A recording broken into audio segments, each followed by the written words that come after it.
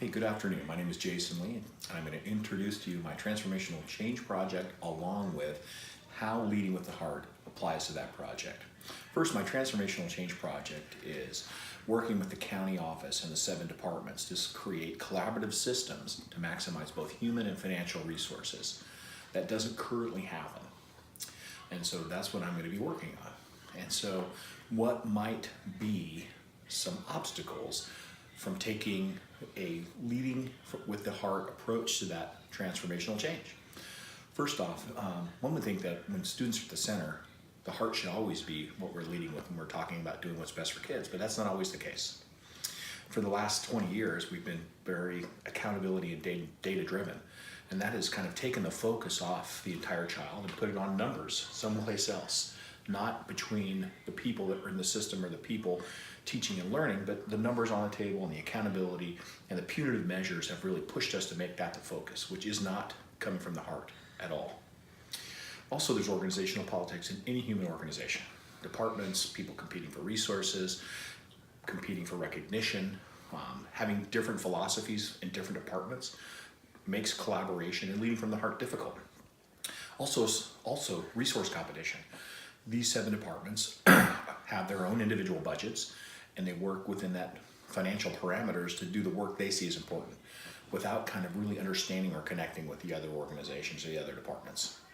And finally, there's those personal issues that Covey spoke of, where, if I help you, you might outdo me.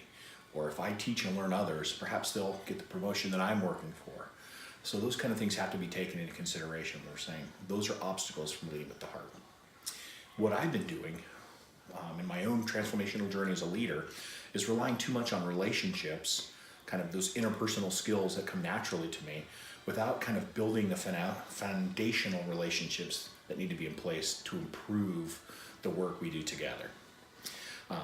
The other thing that happens to a lot of leaders, not just in education, but in any organization, is we get distracted by the administrivia.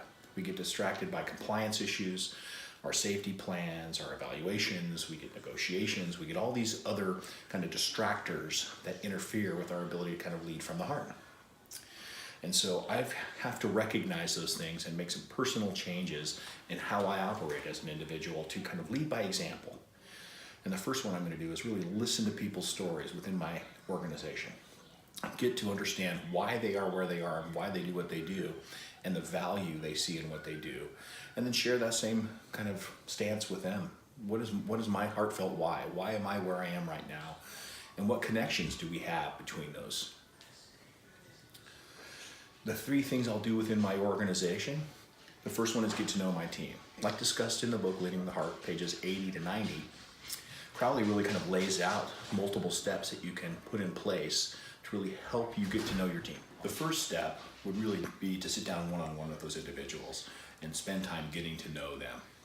And you got to be transparent about that. You got to let people know the purpose of those one-on-one meetings. And during that time, you spend time getting to know, again, what they bring to the organization, what they enjoy about their job. Take that appreciative inquiry approach to that conversation.